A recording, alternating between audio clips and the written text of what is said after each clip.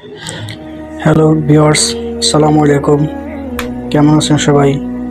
আশা করি সবাই ভালো আছেন। আজকে নতুন একটি ভিডিও নিয়ে চলে এসেছি ডিম স্টুডিওর পক্ষ হতে। আমি মোহাম্মদ কাউসার হোসেন। আজকের ভিডিওতে এমন একটি চমক আপনাদের দেখাতে চলেছি, হয়তোবা আপনারা অনেকে এটি বিশ্বাস করতে চাইবেন না, কিন্তু এটি সত্য ঘটনা। ঘটনাটি ঘটেছে পাবনা জেলার কাশীনাথপুর গ্রামে। সেই গ্রামে ছিল একটি মাদ্রাসা। সেই মাদ্রাসায় আপনারা স্ক্রিনে যে ছেলেটিকে দেখতে পাচ্ছেন, সে পড়াশোনা করত। হঠাৎ করে সে নামাজ পড়ার সময় অসুস্থ হয়ে পড়ে। নামাজ শেষে সবাই মুসল্লিরা যখন তাকে ধরতে আসে, সঙ্গে সঙ্গে সে গায়েব হয়ে যায়। 2 দিন তার কোনো খোঁজ মেলেনি। গতকাল আমাদের মানিকগঞ্জ শহরে তাকে দেখা যায়। সে তার বাড়ির ঠিকানা বলতে পারেনি, কিন্তু তার মোবাইল নাম্বার মুখস্থ থাকায় সে আমাদেরকে মোবাইল নাম্বার দেয় এবং আমরা যোগাযোগ করি তার বাবা মার সাথে। তার বাবা সংবাদ পেয়ে অতি দ্রুত মানিকগঞ্জ শহরে চলে আসেন। তো প্রকৃতপক্ষে কী ঘটনা ঘটেছে, চলুন আমরা তার বাবার মুখেই শুনি। পাশে যে দাঁড়িয়ে আছে, আপনার কী লাগে?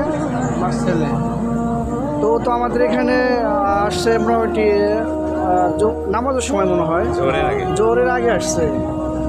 তো আপনি বলেন তোর ব্যাপারে কিছু শুনি। এবার দিয়ে মনে করেন যে 5 বার হইল, মানে ওই মসজিদে নামাজ পড়া অবস্থায় তার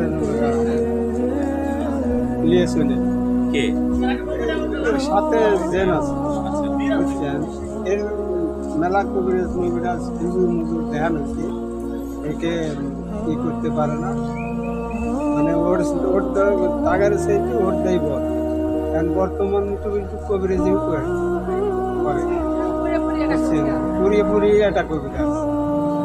এর আগে হয়েছে, এর আগে হয়েছে না? এর আগে আরো 5 বার, এইবার দিয়ে 5 বার, আরো 4 বার হয়েছে। এই যে আপনাদের এই ট্যাবরা মাদ্রাসা আছে না, ওই ট্যাবরা মাদ্রাসায় 2 বার আসছে। ওই ট্যাবরা মাদ্রাসায় ওইখানে আসছে, আপনারা জানলেন কেন? আমরা এই যে এখান থেকে ফোন দেওয়া হয়েছে। ওইখানে ফোন দিয়ে তারপরে আসছে।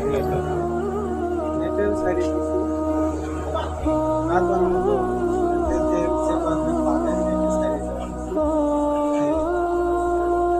এইভাবেই ধরেন 5 বার এইভাবেই যে বাইক এবার নিয়ে 5 বার। যে বাইক করা হয়। এবারও